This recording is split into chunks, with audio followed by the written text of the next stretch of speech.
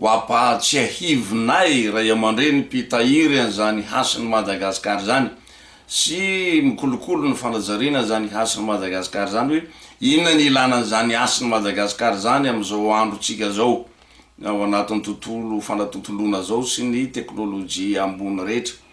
Ny antony ilana zany hasiny Madagasikara zany amin'ny fiainana andavanandro sy ny fiainam-bahoaka na ny amin'ny fitantanana fandraharahana ny fitantanana ny fiainam-bahoaka sy ny fanjakana satria zao ny toetrandro dia mizara efatra mazava tsara eto Madagasikara amin'ny fahalalan'ny vahoaka azy. Lohataona dia fahavaratra, fararano, ririnina. Mifanaraka am'izay koa ny antom-piveloman'ny malagasy, ny fameloman-tenany, ny fitandremany ny fahasalamany sy ny fanaovany ny adidiny rehetra.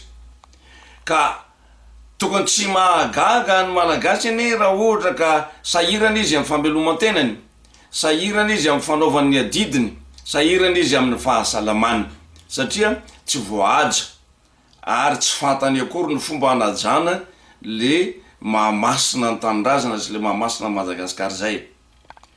Zao no antony ary zao no ataovy ny vavarano rehetra eto Madagasikara, ny vavarano lehibe rehetra eto Madagasikara, na ny Metsinanina, na ny Mekandrefana, na ny Menatsimo, na ny Menavaratra, na ny Misampana 7 na ny Misampana 10 na ny Misampana 3 dia tsy maintsy mivarina any amin'ny ranomasina.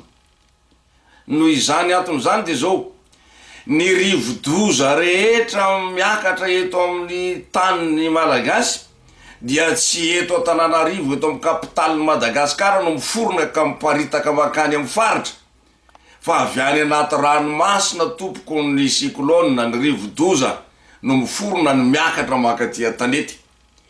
Ka ny hasin'ny malagasy taloha zany ny ray aman-dreny tahaka anay am'izao fotoana zao dia nanana fomba niombonana amin'ny fiarovana ny loza tsy hiakatra tanety avy any anaty ranomasina.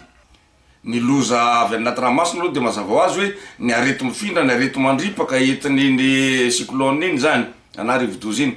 Fa misy koa loza zay avy ety tanety koa no milatsaka dia mivarina makany amin'ny ranomasina, dia misy fomba hiarovan'ny tolo malagasy sy ny ray aman-dreny malagasy an'izany koa.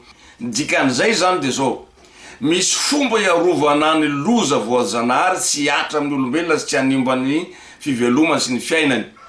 Dia ireny fomba reny misy lalanany, ka ny lalana ny reny fomba reny amin'ny vavarano rehetra manerana Madagasikara, amin'ny vohitra rehetra manerana ny Madagasikara zay nametrahana an'izany, amin'ny tanàna rehetra nametrahana an'izany, na ho tafotona lizy na ho fanidiny loza lizy na ho fanala loza lizy, na ho fanala natambo, na ninina na ho famato, ninina anarany miovaova isaky ny faritra sy ny foko, dia iray ihany ny tanjony ny arovana ny vahoaka.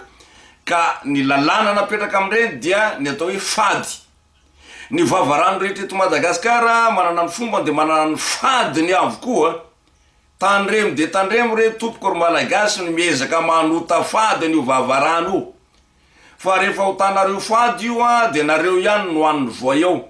Ho tanareo fady io vavarano io nareo ihany no avadiky ny lakany eny. Ho tanareo fady io vavarano io vaky io fefilo dia ny tanimbary sy ny barazy nareo ihany no potika, ary ny vokatra sy ny fambolenareo ihany no simba. Ka aza dia izahay rery no avela hanaja ny zoa makasy ny razam-betsika, fa mba itsika rehetrarehetra no ametraka n'izany zoa makasy ny razam-betsika zany mba ho mpandova atsika, ho mpandova n'ity tany napetrany ity tsika, dia ho sambatra amin'ny tany zay lova zay napetrany, dia mba hisambatra sy ho salama sy ho ela velona koa tsika amin'ny fahalalana sy amin'ny fahamasinana zay napetrany. Tsy azo sokajiana hitovy ny fomba sy ny fady amin'ny vavarano rehetra manerana Madagasikara hiarovana ny loza sy ny tondra-drano sy ny fahasimbana aterany. Ka na foko aiza anao na foko aiza dia antanio aloha raha hiasa tsy anao zavatra amin'ny vavarano lehibe anankiray eto Madagasikara hoe ahoana ny fomba ahoana ny hasiny ty vavarano tya ahoana an'ny foko inona ty vavarano tya ary inona ny fahadeto